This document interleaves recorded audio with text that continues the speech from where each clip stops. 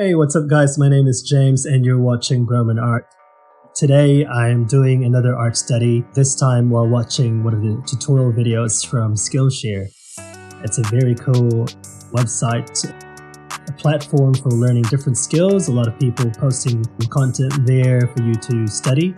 And one of them is Mr. Hardy Fowler. He is a very talented professional artist who's worked in a lot of famous titles like Warhammer.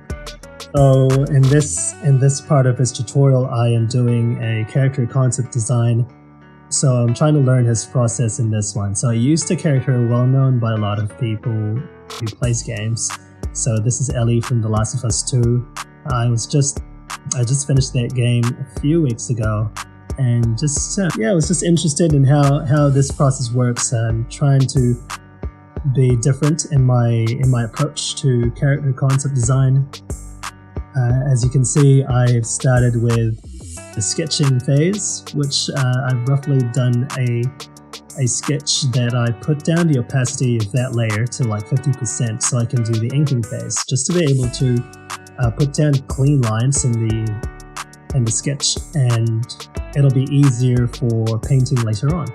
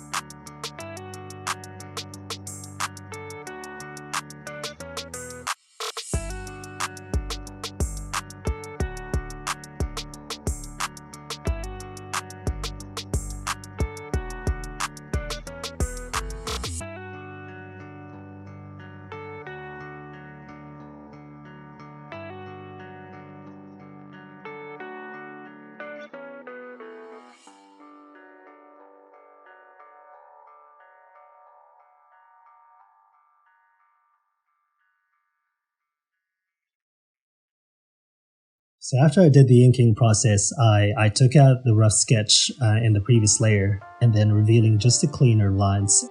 And then I put in a simple background color.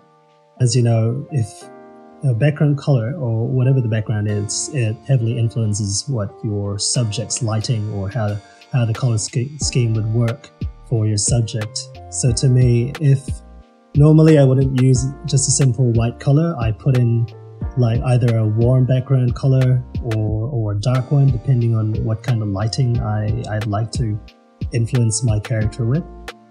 In Hardy Fowler's process, he usually puts like a cyan color, like a dark cyan color as his base color for the character. And then he blocks it out with a chalk brush, which I am using at the moment, with its opacity put down around 30 to 40 setting. I block Ellie's face with this chalk brush, and I put it around like a orange color, it seems, and that's how Hardy was doing it. So I'm laying it down and deciding where the light hits, and decided to put the light on her right side.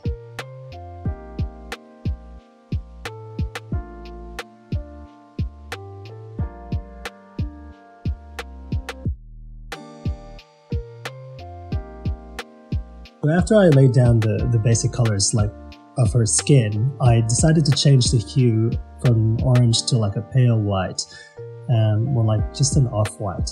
And then I proceeded to add different tones of the skin and also where I think the shadows would form. So if I'm thinking the light source would hit Ellie's left side of her face, then her right side would definitely form more shadows. So I put heavy shadows on that part just to give me that rough idea of how lighting would work and also how her skin tones would look like.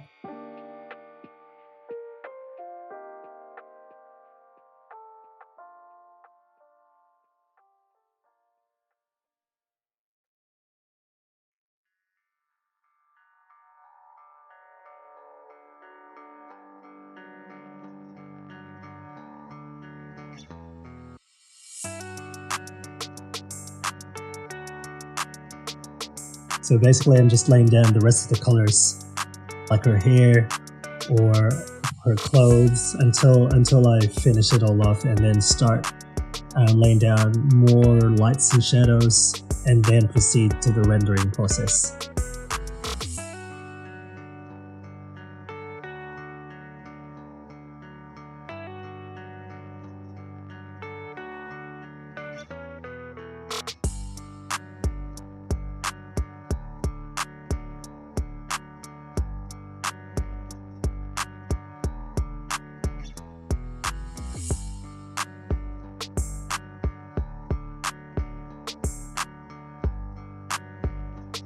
So during this process, I use the Liquify tool quite a lot. Liquify tool is an awesome way to correct some mistakes or difference in proportion of your character or your subject. Or just it's an awesome tool wherein you can just manipulate it ever so slightly to fix it without starting from scratch. So it's really cool. For example, I noticed Ellie's head was a bit bigger on one side more than I would like. So I just used the Liquify tool. Basically, you'd select a small portion of a body part or any part of the subject, and just drag it to your desired size or shape, which I'm doing at the moment.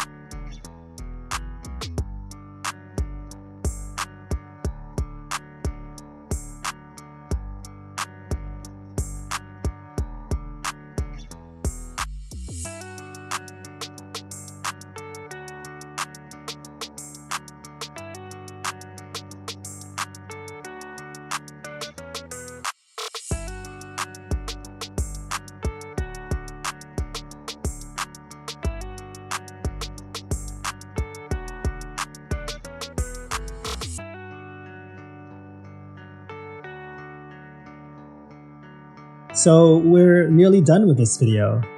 This art process took me a total of 2 hours just to finish this character. I didn't want to spend a whole lot of time in this, as I was aiming to get at least 1 or 2 tips from this tutorial, which I find was very useful for me because my attention span is really limited. So when I do listen to a lesson or a long video, or not even long, maybe like 10-15 minutes of tutorial video, I get really distracted easily. Like I find myself just not listening at all. So what I tend to do is I aim to get at least 1 or 2 tips and make sure I remember that. And for me, it was the way he blocked his character with a base color, and not necessarily be the actual skin color or the main color of the character. So something for you to be able to understand the values and the tones easier before you lay down the actual colors. And also the character pose was very helpful for me as well. I had a lot of fun with this process anyway, and Skillshare to me was very useful, especially once you've learned a lot of the fundamentals at the beginning. So all I can say is keep at it. It's a long journey. So yeah, thanks for watching, guys. This has been an absolute blast.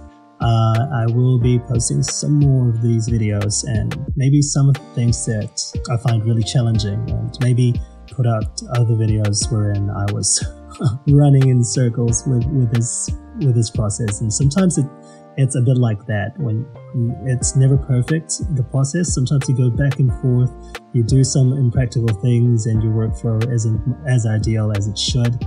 But yeah, it's the learning process and it's the journey. Okay, well, hope you guys had a good day, and see you all again next time. Bye.